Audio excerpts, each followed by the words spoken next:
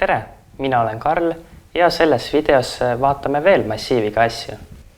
Eelmises videos me siis tutvusime sellega, mis see massiiv on ja tegime temast ka sagedustabeli lõpuks.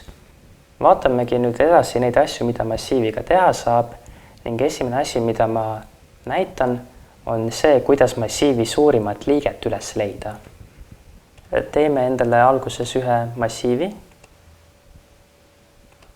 Võtame selle sama massiivi, right, ning kasutame massiivi konstantit ning paneme siia lihtsalt suvalisi väärtusi.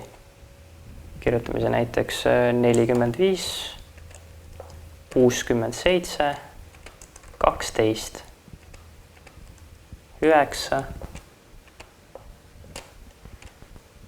Kirjutame siia ka 35 ja paneme siia ka 174. Kõige viimaseks ma jätan numbri 2 ja kirjutame selle siia sisse. Nüüd meie teame, et siin massiivis kõige suurem number on 174, aga vaatame, kuidas robot oskab täpselt üles leida seda numbrit. Selleks me peame algoritmiliselt kogu massiivi läbi käima.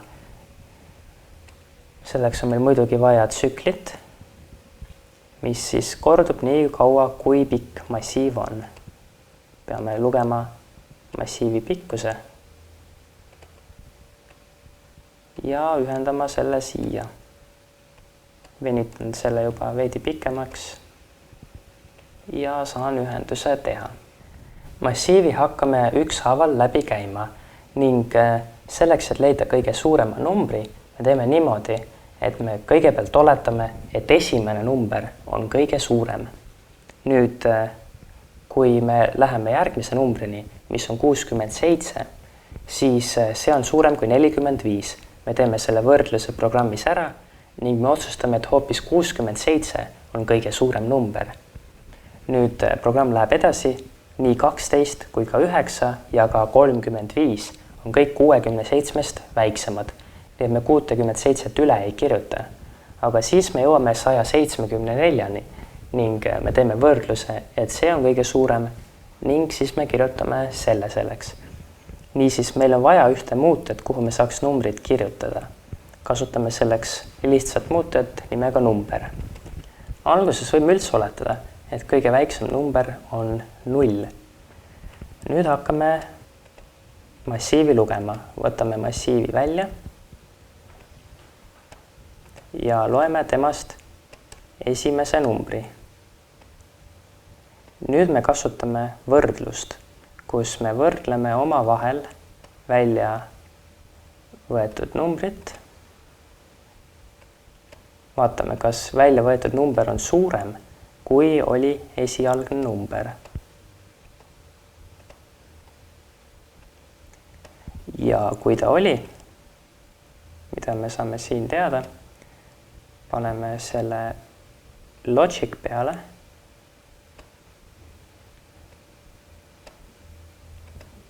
Siis me peame kirjutama numbri üle, et me võtame siit selle numbri ja me kirjutame välja loetud numbri, mis me siit saime, kirjutame siia.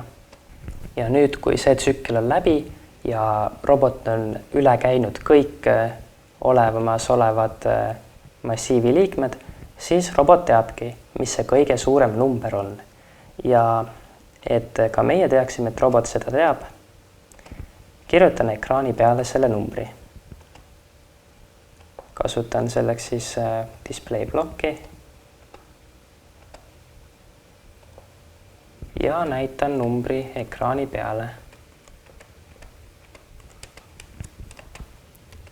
Ja kõige lõppu muidugi väike ooteblokk.